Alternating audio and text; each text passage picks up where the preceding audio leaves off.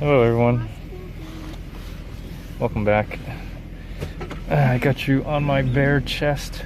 We have fun swimming today. We had fun swimming today, yes. Now we're gonna go eat. And my little one, I think she likes Jack in the Box because that's where she wants. She said hamburger. Pretty much what we did yesterday.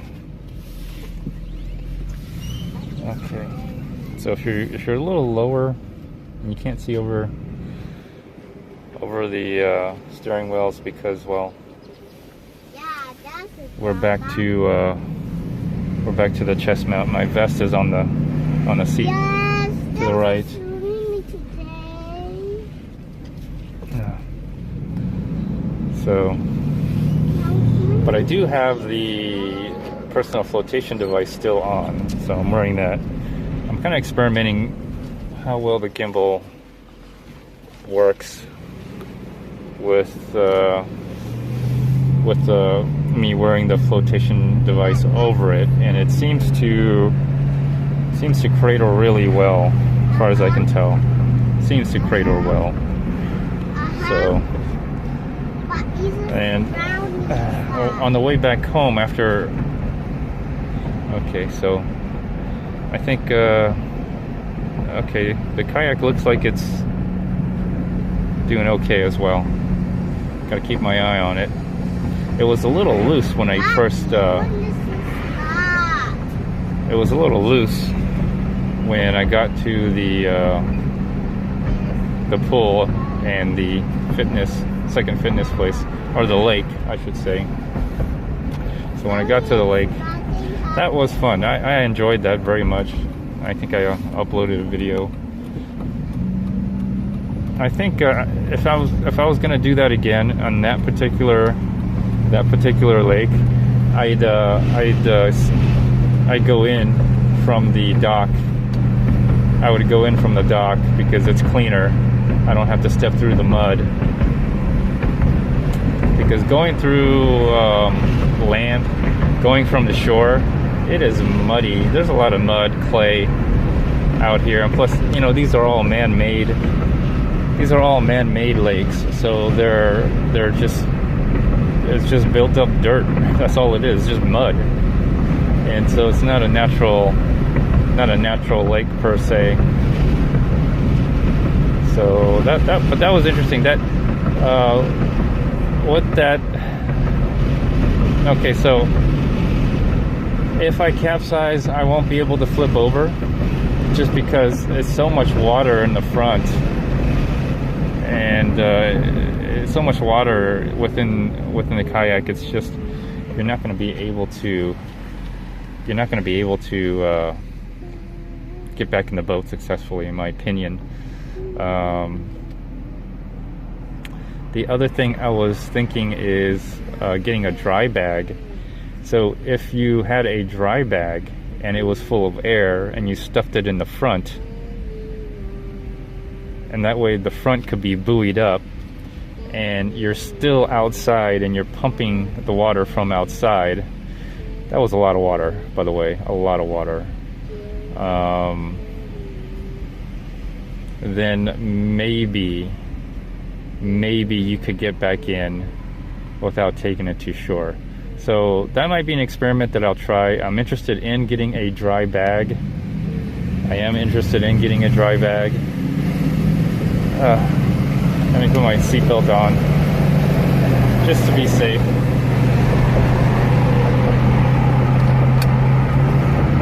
Just to be safe here. Oh, there we go.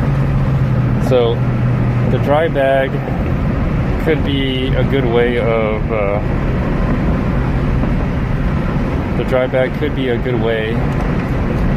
to do a workaround on that. Could be, and I say could,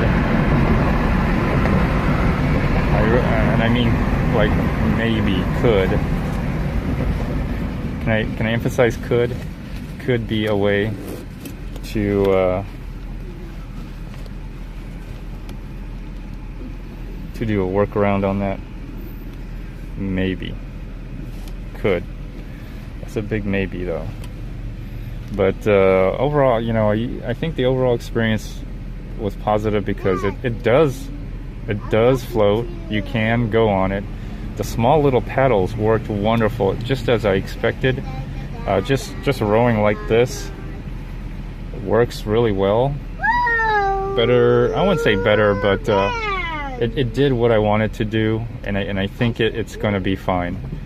And it allowed me to row both sides, you know, or just do this, you know, and I could control it, like put one down, pedal twice, whatever. I mean, I could really maneuver that boat really well. So I think it will be a good it'll be a good boat for me as a beginner. And like I said, I plan on going to these small little ponds, small little lakes. They're retention ponds, really. They're man-made retention ponds, and the levee systems around here, and the creeks, the small creeks. I think they're good. I think this boat and the paddles that I have are good for that. So I'm gonna have fun. I think that's what I'm looking to do. You know, if I want to really kayak, let's face it, I'm gonna have to like travel somewhere to do some kayaking. Travel to the ocean, travel to a real lake, travel to a real river. You know, what I'm doing around here is just riding with my bike. So I'm trailing my bike and taking it, you know, I'm turning a WeRide co-pilot and retrofitting it, converting it to a trailer for my kayak, and then, you know, going to the local areas here.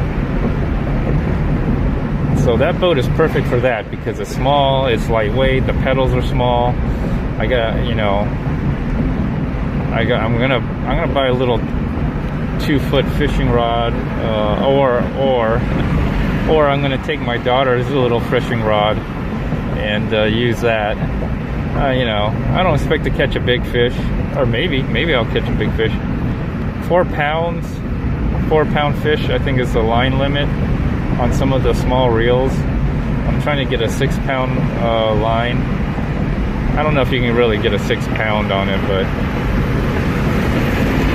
my point is, you know, I'm not expecting to catch, you know, a whale. It's just something for me to do. It's something different, and it's also something for me to explore because I've explored around the water. I'd be interested in exploring in the water now, and it gives me a good balance. Helps with my balance, helps with all my core muscles. Kayaking, you know, really is dependent upon your upper body and your stomach and your back and balancing yourself in with water. So I think overall that'll be a good experience for me. And you know, the whole fishing thing, you know, that's okay. But really, you know, really what I want is I just want to get out and have some adventure, and this is a way of having an adventure. So everything worked out. So then my next project will be to like get a dry bag, and hopefully I'll be able to take my backpack with me, and see if I can use the dry bag as a flotation for buoyancy within the kayak, the Pelican Pursuit 80X, which I don't think they even sell anymore. But anyways, for $150, you know, it's not that bad. It wasn't that great, but you know, it did float. I did paddle in it. I think if I'm careful enough, and which I'm basically going to be in still water, still pond and still lakes, maybe a creek, a slow flowing creek. So I'm not expecting to fall over. And so far I didn't. I did capsize the boat, or capsize the kayak, to see what it would do.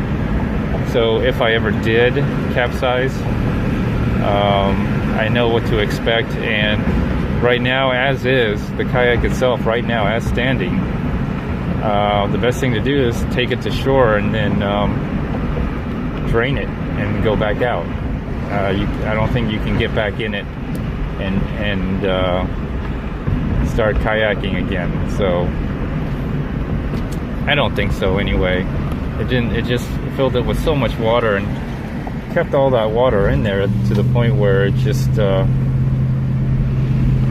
I just couldn't see realistically anybody getting back in and then kayaking off. But I am willing to experiment with a dry bag, put the dry bag up in the front and have that as some kind of buoyancy, flotation. So it's gonna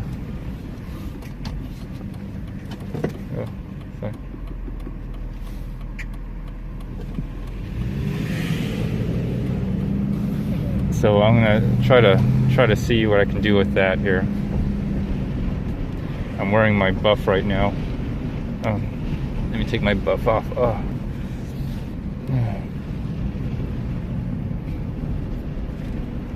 All right, Jack in the Box, here we come. We're at Jack in the Box again. My number 2 is having a taste for Jack in the Box all of a sudden. I can't quite figure out why, but just is, for whatever the reason. Whatever the reason.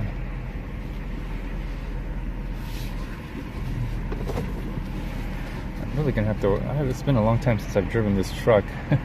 I can't even park. I have to do wide turns on this.